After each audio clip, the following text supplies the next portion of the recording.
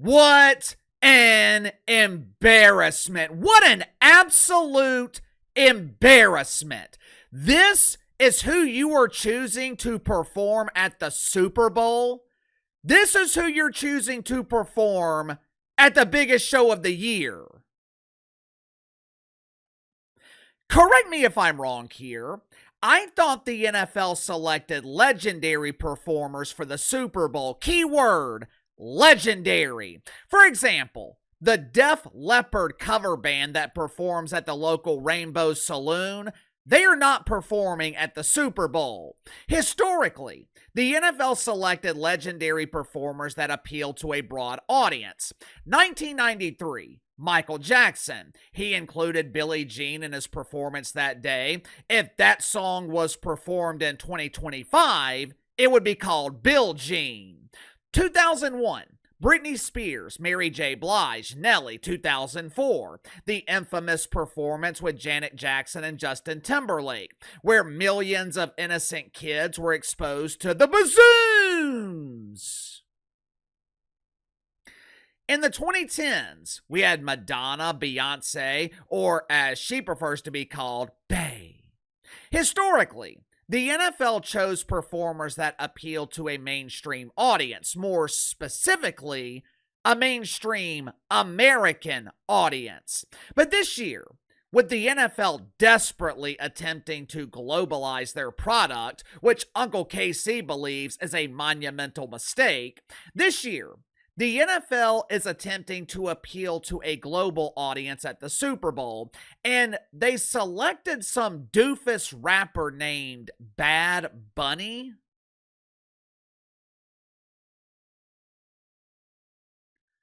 Bad what? Bad Bunny?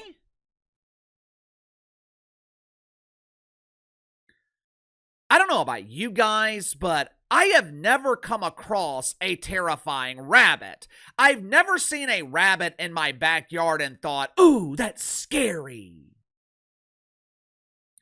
When I was growing up, rappers were hyper masculine. When I was in high school and college, gangster rap was mainstream. Rappers made songs about women or life in the hood, dealing drugs, guns. Their stage names were names like Young Jeezy, T.I., Tupac. If they chose to name themselves after an animal, it wasn't a damn rabbit or a bunny. It was names like Snoop Dogg or DMX, who enjoyed aggressively barking on every record. Back then, there were a lot of leaders in the black community, along with damn near every religious leader, criticizing rap music. They claimed that it glorified violence, it glamorized a life of crime. They believed that it was influencing an entire generation of kids to have their pants hanging half off their ass. They claimed that rap music influenced a generation to hate cops and disrespect authority. As a kid, as a teenager or young adult, I thought they were cantankerous old people who were trying to ruin our fun. As an adult, as a grown-up, I think they might have been right. Back in the late 90s, a psychiatrist was interviewed by the Rolling Stone. Can't remember exactly what he said, but it was something to the effect of, after decades of studying the human brain, I have figured out that years of therapy doesn't have the power to affect behavior the way that one simple song can. Translation: music is very powerful. And who listens to music? Who buys music? Who is the target demographic for the music industry? Kids. The music industry is no longer presenting hyper-masculine rappers to kids. Instead, they seem to be presenting hyper-feminine rappers. They no longer have pants hanging half off their ass. Their ass is now fully covered by a dress.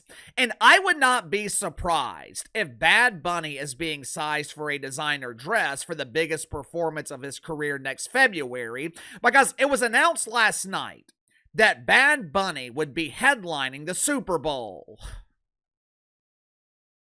Make sure to like and subscribe. You can follow me on Twitter at KC_BTL84. So going into the sponsor for today's video, my good friends at Chapter. One thing most people don't realize until it's too late, dealing with Medicare can be an overwhelming experience.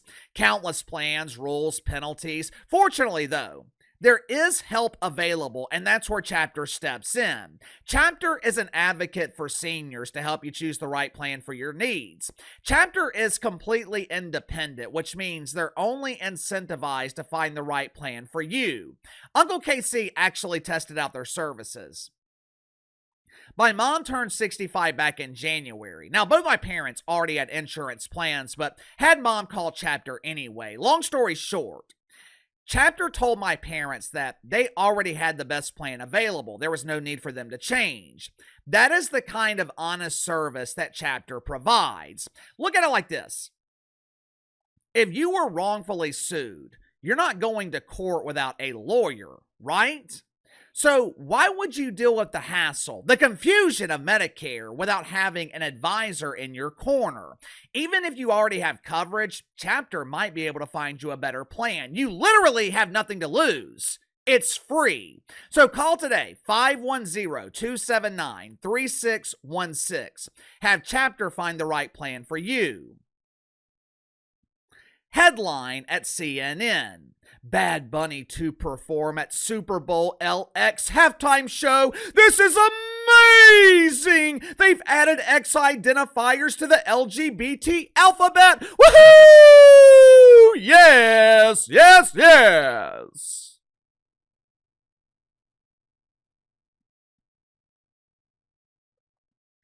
The NFL made this announcement last night as the Packers and Cowboys were presenting an instant classic on Sunday Night Football. Initially, there were rumors that the NFL was going to select Taylor Swift. There was a collective groan throughout the country when those rumors were leaked. But when the NFL announced Bad Bunny, everyone was begging for Taylor Swift, including Uncle KC.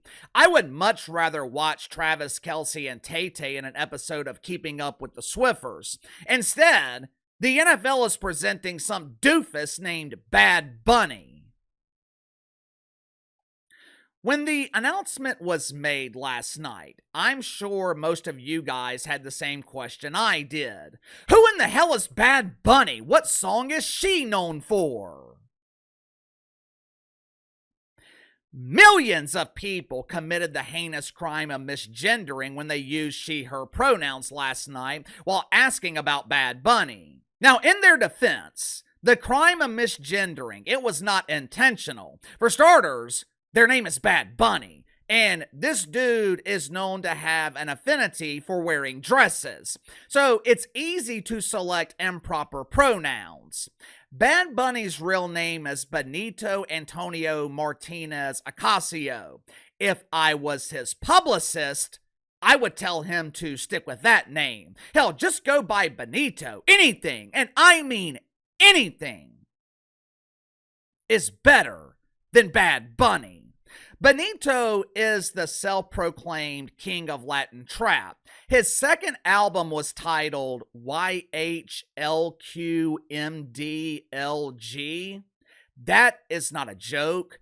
That is actually the title of his second album. Translated to English, I believe it means LGBTQIA++.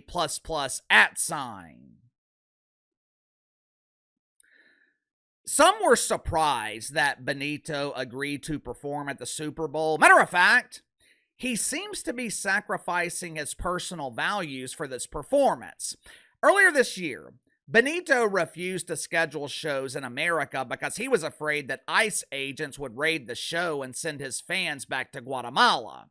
Watch for yourself. I'm never performing in the US again. I'm scared that ICE might raid the venue outside my show. I can't risk the safety of my fans like that. Mainland America just doesn't feel necessary to me anymore. I still care deeply about my Latino and Puerto Rican fans living in the States. Seeing me perform in Puerto Rico is always an option. That's why in my upcoming world tour, there are no stops in the continental US. I can't, in good conscience, keep putting you at risk just to perform in the mainland US. What? Excuse me?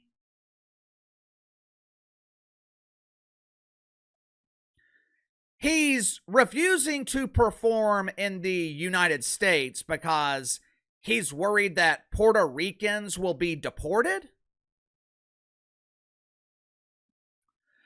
I know Benito will never be mistaken for a high school graduate, but I've got some great news for him.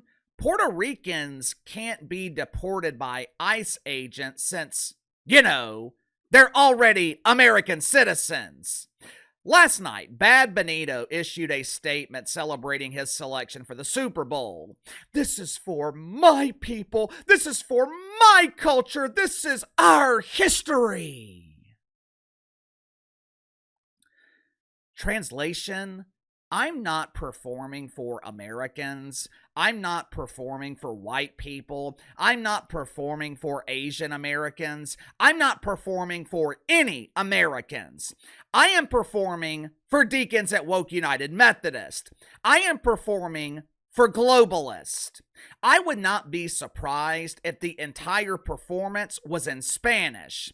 A Latin performer at the Super Bowl, that is not a first. That is not history. That's not why this is a historic moment. Jennifer Lopez, Shakira, Bruno Mars, they have all performed at the Super Bowl. But if the entire performance is in Spanish, that will be a first. The question is, why is the NFL doing this?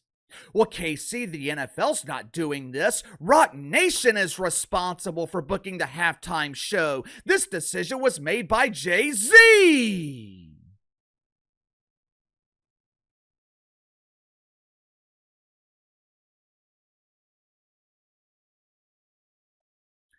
Jay-Z might be responsible for negotiating. He might be responsible for the logistics.